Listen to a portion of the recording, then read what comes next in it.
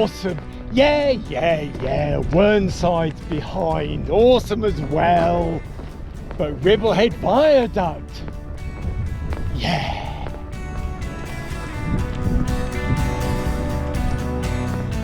What a stunning bit of civil engineering. Absolutely amazing. 1840 something. Oh, I can't remember. Settle and Carlisle Railway. Oh well, London all the way to Scotland, of course. But this section, Settle and Carlisle, as it's well known these days. Fantastic. One of the most famous viaducts in England. Thing is, as is quite often the case with massive development, infrastructural sort of development, as we know in our modern times, you know, motorways and bypasses and new railways, HS2 for example, real upheaval, real uncertainty, but future views, awesome. The landowner here back in 1840 something, was absolutely against the idea of a railway line, whatever that is, you know, railway line, viaduct coming through his land. Quite understandable really, but there was a legal something or other and court case and government pressure pushed him to sell his land, but he was able to gain rent from the encampment space that was set up to the side here for the navvies. I don't know, hundreds or thousands of navvies that were enlisted to build this part of the railway line and the viaduct, of course. And he made a small fortune. I'm sure that's one particular story that isn't the case these days. Back in history. Oh, look at this.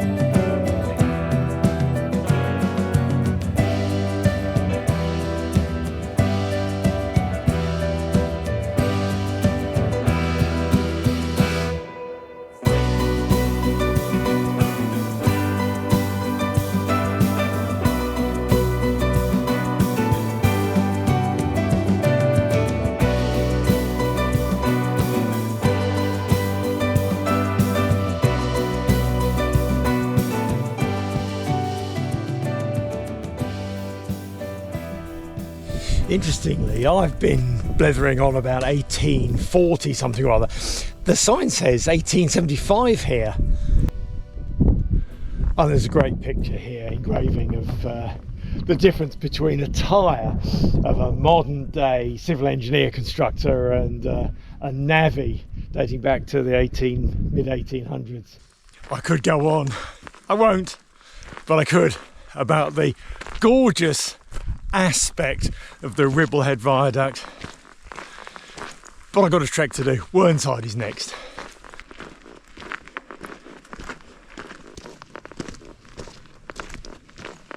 I could use that access little archway through route under the railway in the morning coming back, but I'll probably use the slightly lower route that I did a few years ago, so that I can see the Ribblehead Viaduct again in all its glory, with the light in the morning as well. Well, with the light behind, that'll be good. I've got about 3.5 hours of light. So I've got lots of time, really. I keep stopping though, don't I? Just up here also is one of those old-fashioned signal boxes, you know, one of those really old ones with pull levers and semaphore signals. I forget what it's called. It's right in the middle of nowhere. How the signalman gets there, presumably she either walks up this path or maybe one of the trains stops to let them off. Don't know.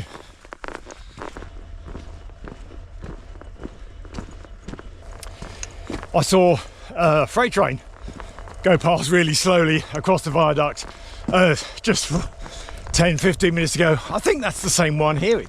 It's been pulled over to a siding, presumably to let suburban stock, passenger stock go through. Although there is an engine at the back end which wasn't there before, I don't think.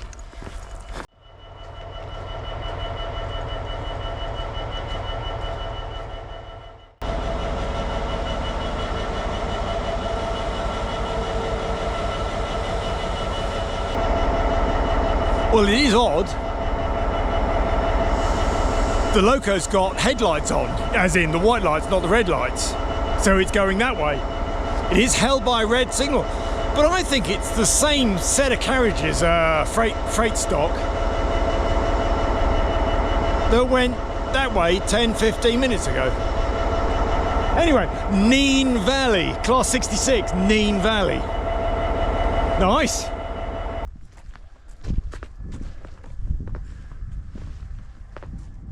I was just talking to the incoming signalman. Just talking about signalman. He says it's a sort of a 10-12 minute walk up from where he leaves the car right at the bottom up to the top. Probably less than that. We had a bit of a chat on the way out. He did explain that this set is indeed the set. It comes in, the loco does a run around and then goes off because of the workings, some sort of working of the lines with the quarry, which presumably is the quarry I've been looking at before. If you've seen that earlier video from yesterday. Yeah. Bleemore signal box. I couldn't remember what it was called. I should have done, of course. The service stock has just come through. This stock's done the run around and it's off, I think he said, in 51, so it'll be about 10 minutes from now. So I might just catch it as I go over the bridge. We'll see. Well, having just mentioned Bleemore signal box is one of these old-fashioned style semaphore signal pull the lever jobbies, which was what my recollection was. There is a semaphore along the main line, but there are other light signals as well. So whether they're in the process of upgrading, I don't know. Bit of a shame to lose all the semaphores on the Settle and Carlisle, but maintenance, etc. needs must, I'm sure.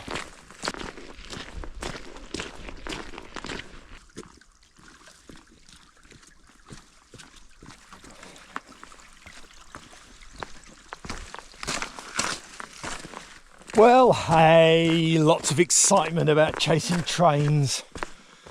Sorry. If you're here for the trains, well, you got a little bit of trains. If you're not here for the trains, well, thank you for sticking with me. I think that's it for the moment, although I might have another cheeky look at the viaduct in the morning. We've got, a good kilometre or so along this trail, round to the left, up. There's a kind of an aqueducty thing, a water bypass route for a river when they cut the railway through and the tunnel further up, Bleemore Tunnel. They had to divert a river and they put it in an aqueduct. We'll see that later on. Curve around, and then head on up. Hurrah! There are a couple of lads ahead of me. I was fiddling around filming and stuff, and they've long gone, and I think they're camping out on top, so might see them later. They will probably pick the best bit, and so they should. They've beaten me to it. I'm not sure what that leaves me really in terms of any kind of pitch location. We'll see. That's lovely here. Little river. Split river. There's kind of one coming in, another one, and then they join here. It's just glorious evening in this sunshine. Right at the end of March. Oh, what wonderful weather this is.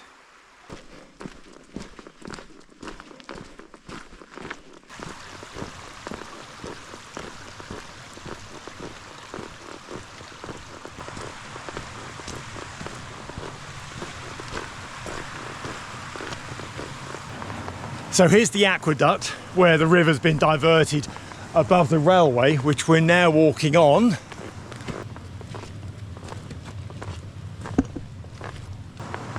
So there's the aqueduct with the track beds way down underneath, and yeah, the track's there.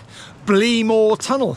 I went through Bleemore Tunnel a year or so back on another route, another walk, another trek, another adventure. What was I doing? I parked up at Ribblehead, used the station. Oh, I went up to Dent, I think. Yeah, that was it. Yeah.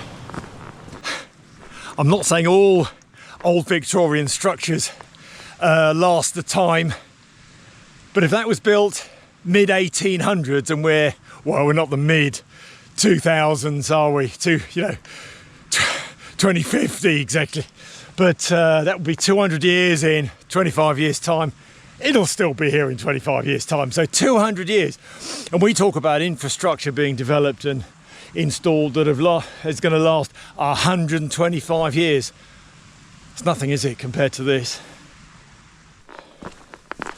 Right, this is the up bit, the real up bit. I think I'm going to lose a layer and kind of steam this. Probably take me an hour to get around, and then a bit after to find a pitch spot. We'll see. Oh, Penny Ghent in the distance. Bit of shadow from the clouds though.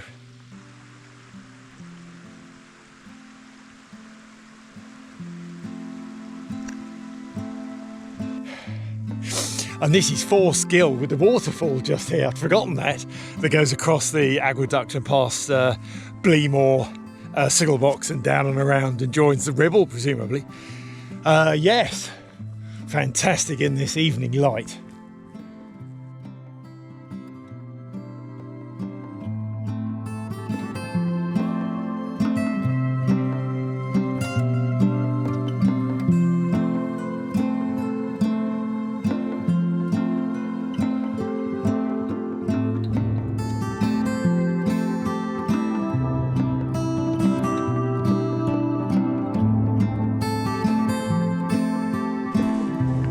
So Forskill waterfall, that's really nice. I've got slogging, probably another 45 minutes or so to get up and around. The gradient eases slightly and then it increases again further around. Haven't done this for a little while. It's fairly straightforward really.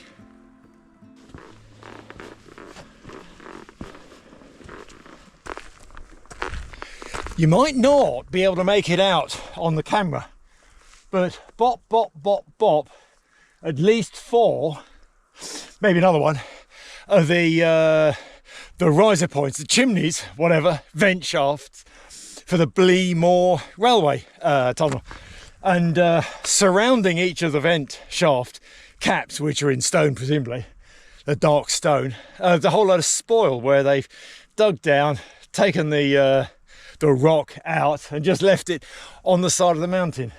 So there's 4 in line, 3.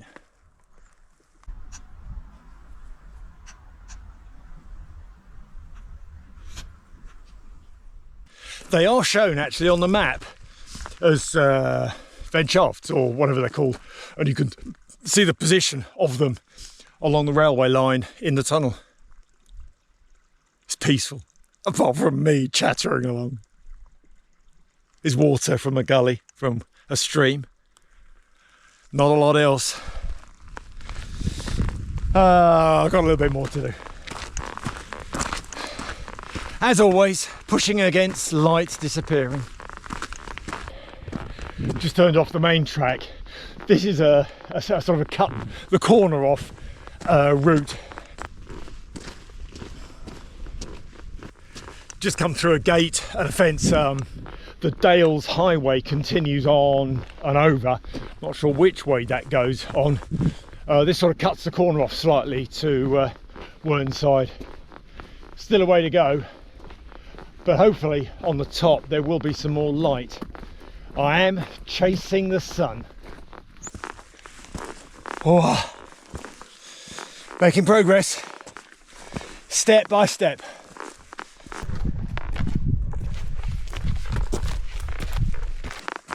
Got to cut right, up, and then follow the ridge. There's a little way to go yet still.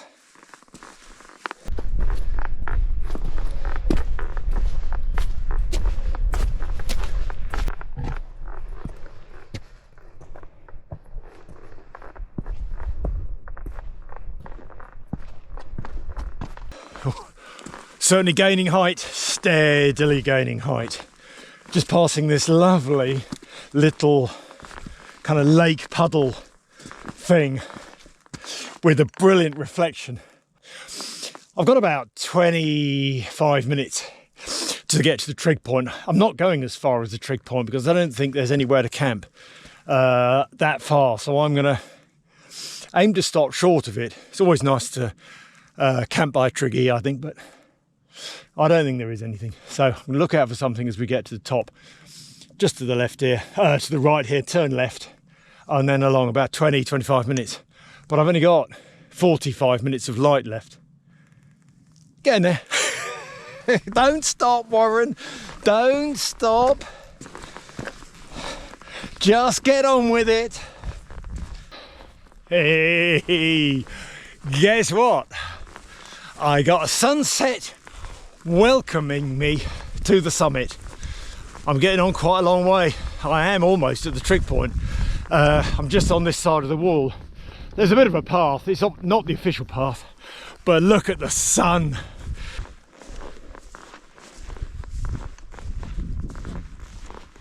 It's tempting to just stop and watch the little golden orb fall behind the mountain there, but nope.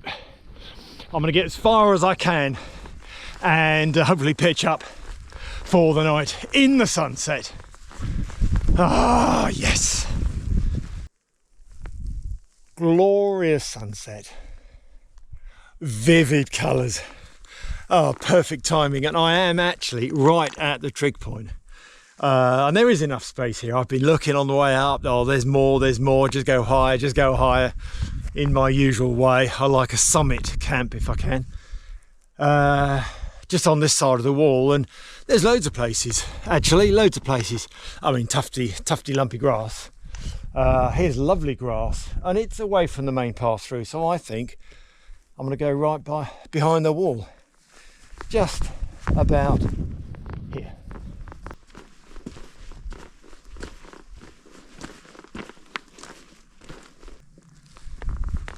Yep, here's the spot. And while the sun is burning red, I shall get my red Sulu up.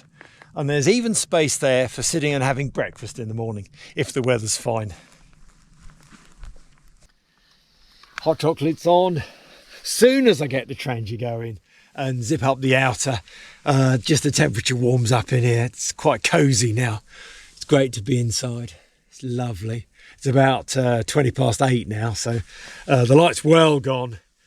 I need to go out and do guy lines and do a final check around, but gonna have hot chocolate, chill for a bit, get a few more bits sorted, and then I'll show you what I've got for dinner this evening.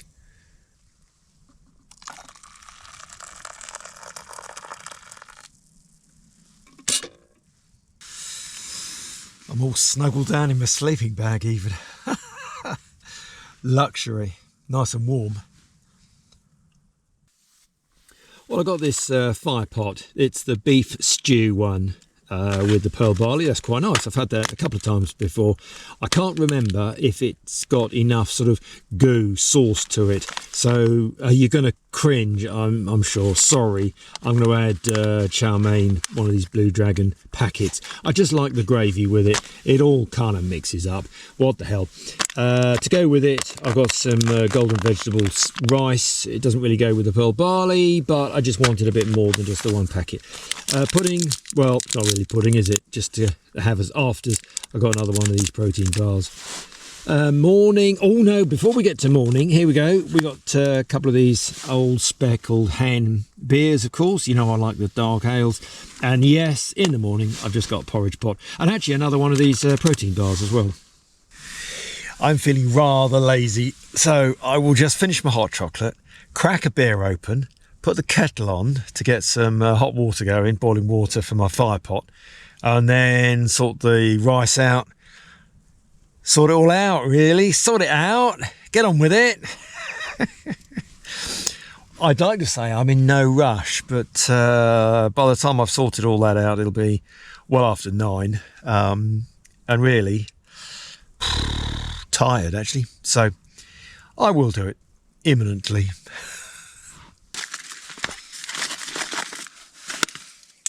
Don't forget to take this out. What are these bits? Crispy bits. Right, I'm going to make use of this excellent contraption from James Sussex Outdoors. It's a down insulated pouch designed specifically for keeping rehydrating meals warm while they're doing their thing.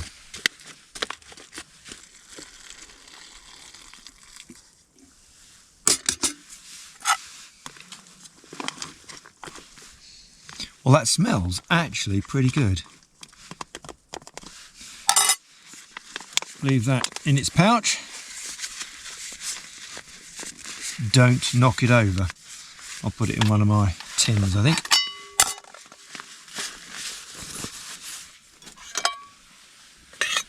There we go. Leave that. Can't remember how long it takes. I'll give it a stir, add a bit more if I need to. Right. Golden veg rice. All I'm going to do with that is, after breaking up the lumps, put it into my sort of frying pan-y thing. A little bit of water, heat that up. Once this is, once the main bit is kind of hot a bit, heat the rice up, leave it in the pan, put the meat on top, and I'll add the chow mein sauce pot if I need to. With a perfect bit of timing, I've got the rice just coming up, not quite on the boil, but I did add a little bit of water just to keep it moist. The rehydrating has just got its 15 minutes, finishing in a couple of minutes. And in the kettle here, I've got the chow mein sauce ready to go in as well. Perfect timing. It's not difficult, is it? Let's just have a look at this beef stew and pearl barley.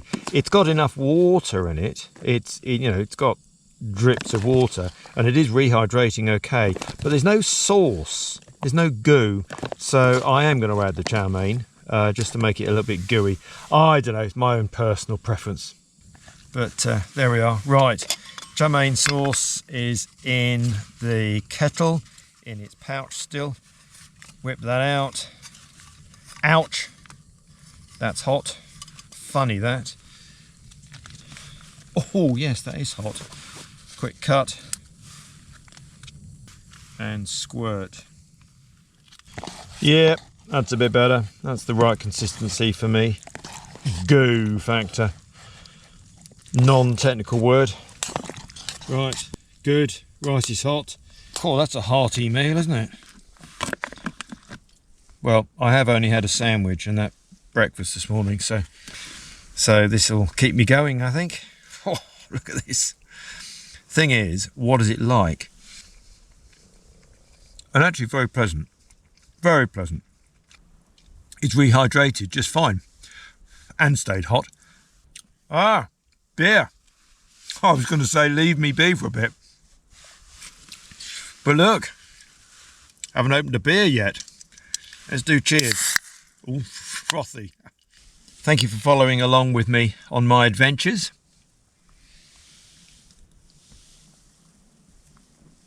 Cheers to you. And toot toot from the train. I don't know if you heard that. Right. Anyway, I'm going to dive into this food nice and slowly, and I will get back to you in a little while. Maybe we'll have another look at the map for where I've been today.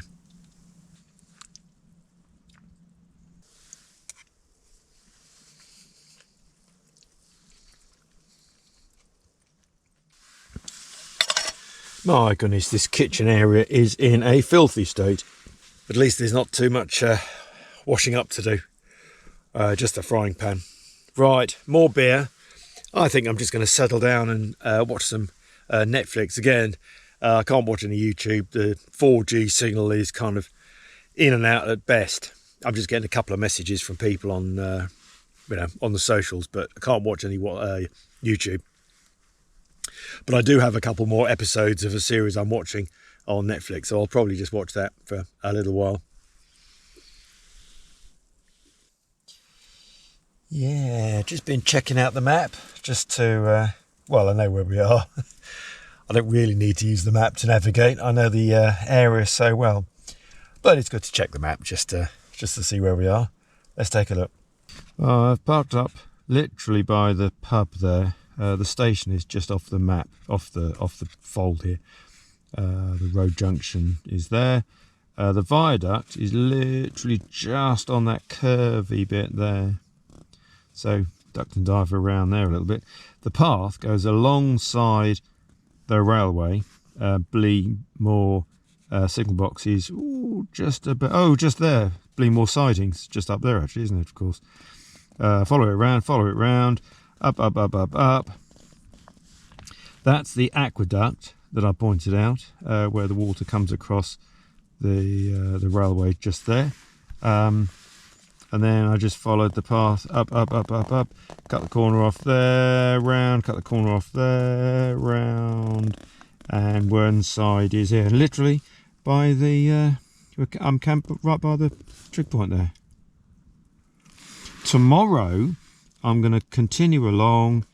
Instead of coming down this way, which is the way on to Ingleborough, I'm going to come down somewhere to there. There's a little crossroads by a farm building, I think, and follow it round and down, and then I'll duck under the down and around here, in fact, and I'll duck under the viaduct and have another look at it there then. It's a very good circular tour actually, and we'll have another good look at Ingleborough, which is just there, and Pennygent, which is way over. That's good. I've got a little bit more beer left. I've done enough Netflix, bored with it all really. I'm just going to go to sleep actually, so I shall wander around outside, stretch my legs a bit, and yeah, I'll say a final night just before I turn my light out. Oh, that head torch is a bit bright. I've been out, done a last wee and looked around the site a little bit. Nobody else around. Should be peaceful. The sky is clear, although there is like a dampness out there. The moon that's just got the slip of an edge is just rising up. It's going to be another dark night, I think. So anyway, night from me, and I'll catch you in the morning.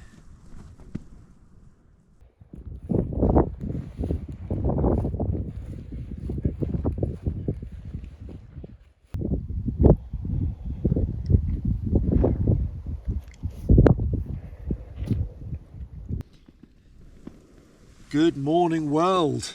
Oh, it looks fine out there. I set the alarm for 6 just before sunrise, and it was claggy and misty and so I set another alarm for 7, and now looking out, it's still a bit misty, but the sun is up. Unfortunately, I'm on the other side of the wall, so I can't actually see the sun. So I do need to get out my tent to see the sun, but I will need to shake a leg, make it shifty, and get myself up, I think, really.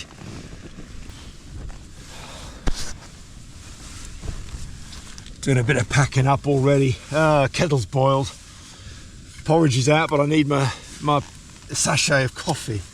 Come on.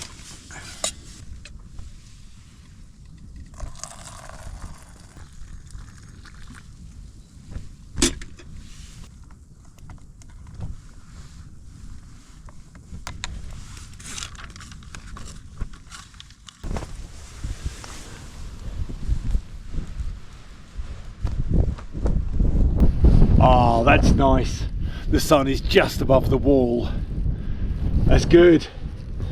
I've done all my packing up inside. Just got my Trangia to give a quick tidy up and sort out. Pack up, tent, and I'm off. 15-20 minutes. Nice.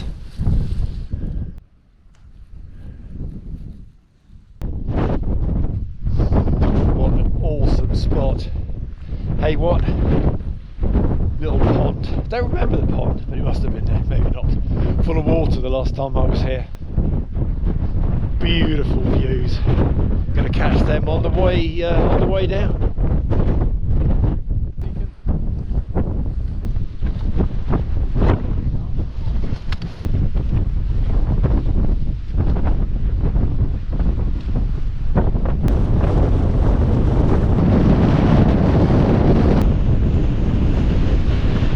Just there, I camped years ago, 4 or 5 years ago, just there.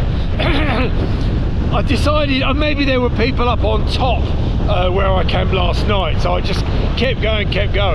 I just had my small, what tent did I have? My Vango Sol 200. Just found a little space there.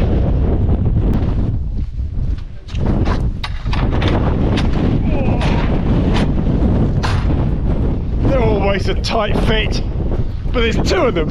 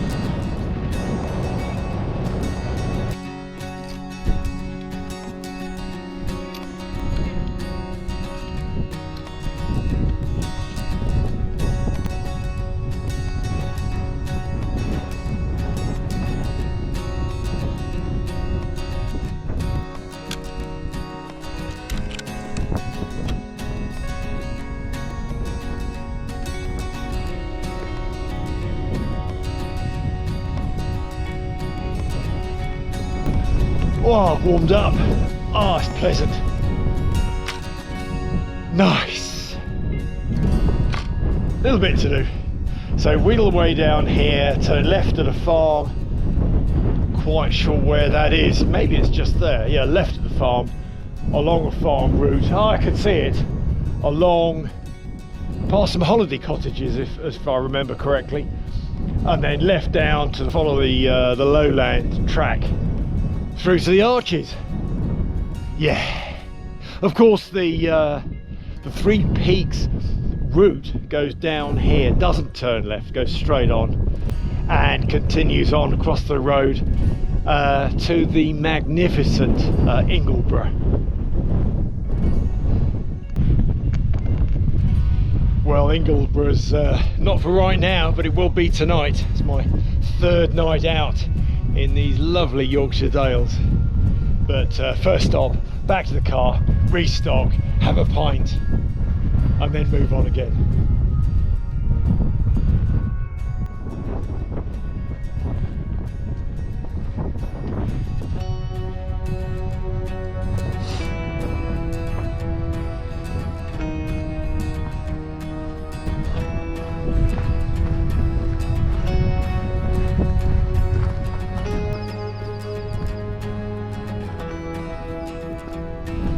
Down to the farm here, turning left and then along the farm track for a wee way. And there's the finger post, I remember. Yeah.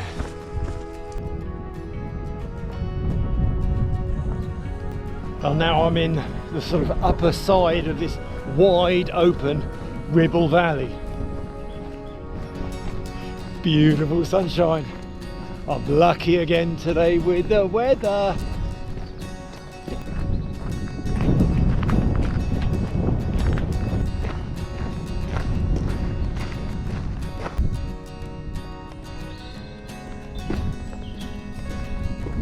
I think that's new. It's a bunkhouse, barn conversion bunkhouse. Ideal. Great for a stop. What a great view of the viaduct as well.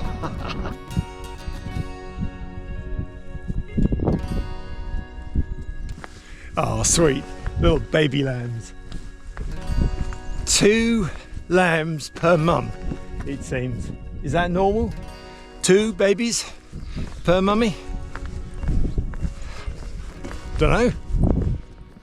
Yeah, turning right here, down past those other farm buildings and then down to the viaduct. Straight on, comes across, sort of contour hugging, comes out at where that little arch is. I think I pointed it out on the way up.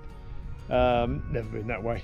The viaduct sign is this way anyway, so there we are.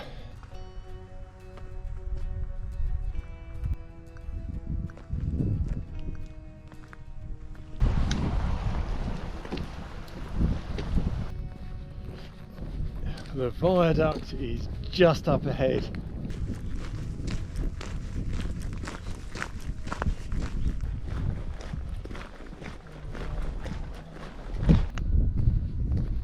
Well, it's still here.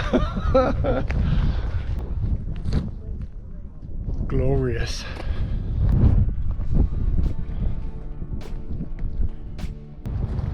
What a cracking way to end an awesome overnight adventure. Ribblehead Viaduct in the background.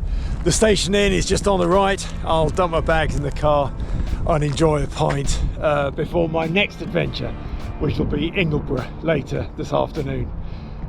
Really appreciate you following along.